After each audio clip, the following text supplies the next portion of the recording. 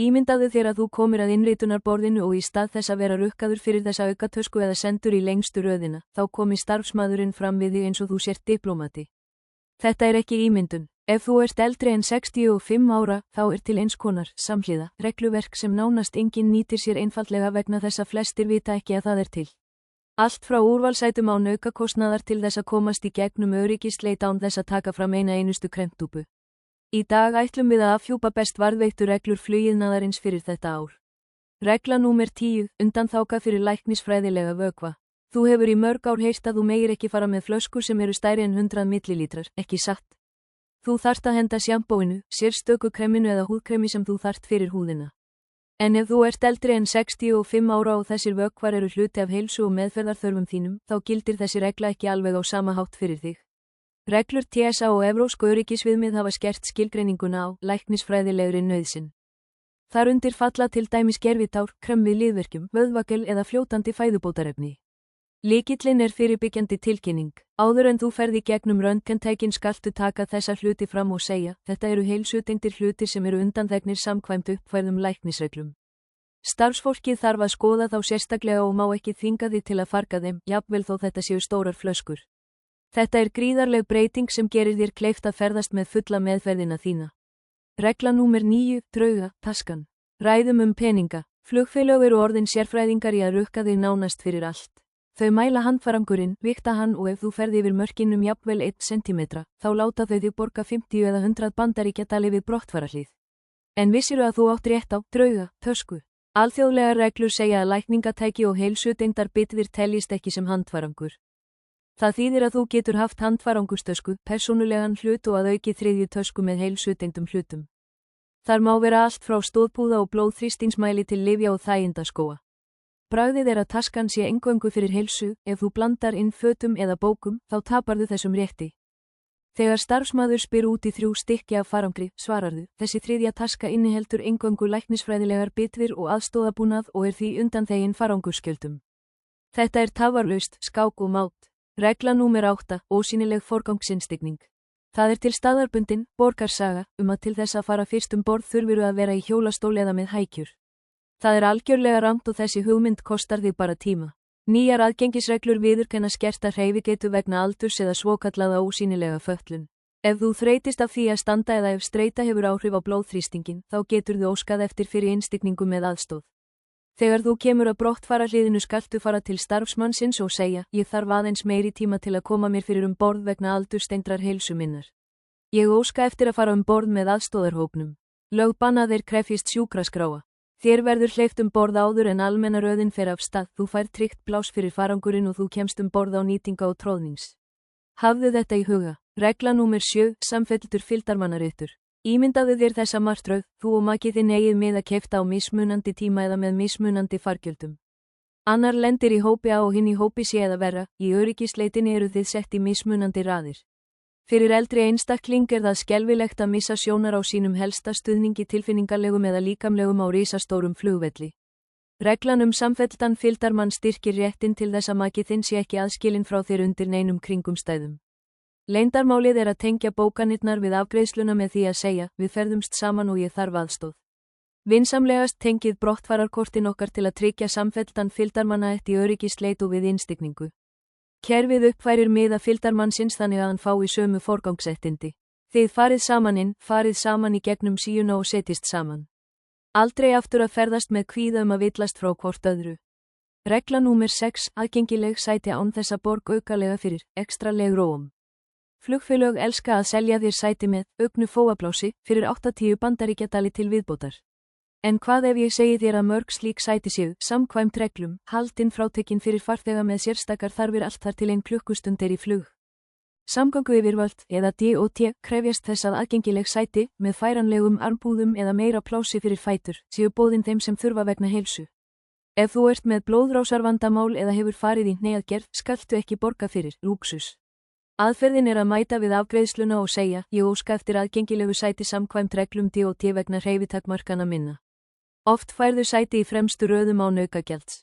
Þú ert að nota reglurnar til að ferðast þægilega án þess að tæma veskið. Ertu að fíla þetta?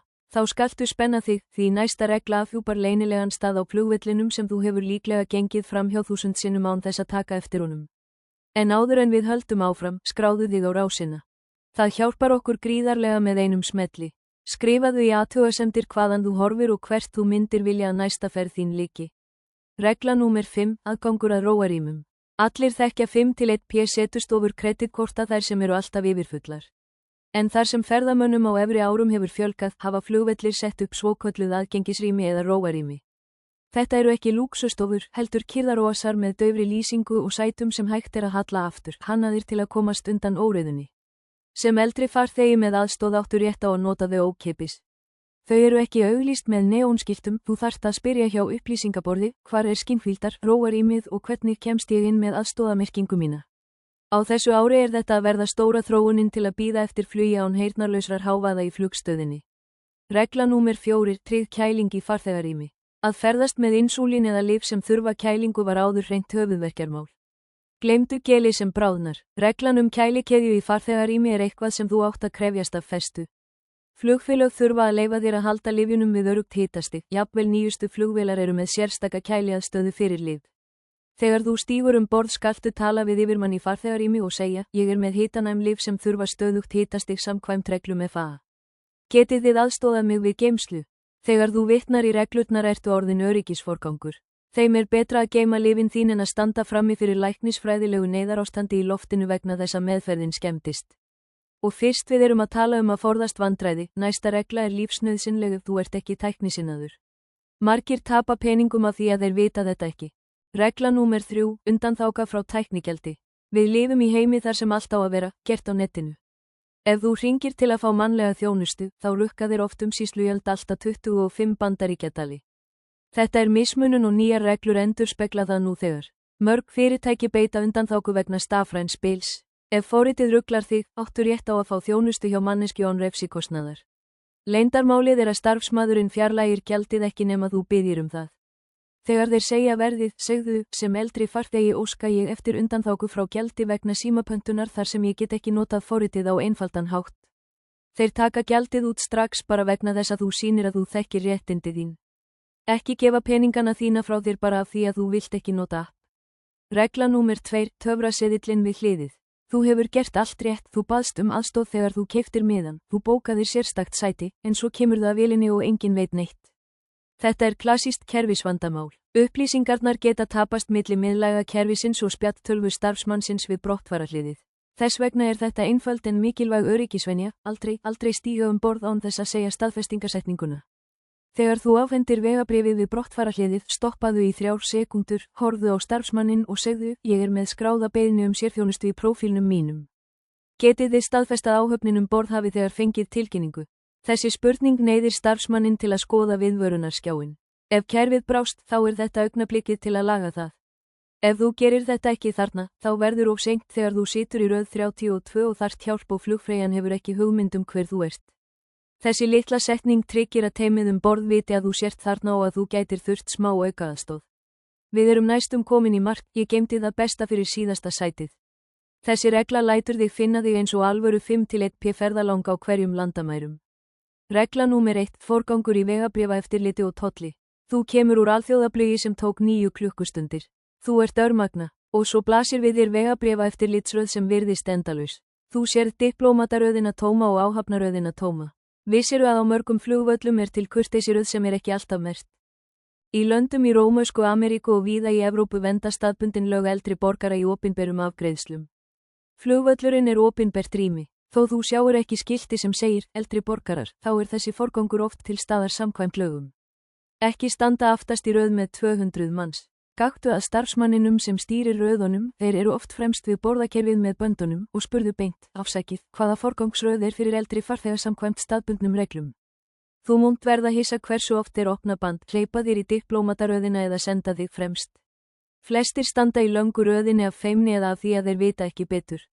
Þú ekki, þú spyrð því tíminn þinn og hvíldin þín eru heilög. Það er allt og sumt. Að fljúga eftir að þú ert orðin eldri en 65 ára þarf ekki að vera líkamlegt þolpróf. Þessar reglur eru hvorki svindlni óhrein brögð, þær eru nauðsynlegar aðlaganir sem iðnaðurinn hefur gert til að vernda þig en sem mistakast ofta miðla. Ef þú hefur einhvern tíma nýtt þér einhvern af þessum réttindum eða ef þú þekkir annað leyndarmál sem við mistum af, skildu eftir athugasemd til að hjálpa þessari samfélagi klára ferðalanga. Og ef þú vilt halda áfram að uppgötva hvernig heimurinn að breytast þér í hag, íhugaðu að ganga til liðs við rásina okkar. Við sjáumst á næsta áfangastað. Góða ferð.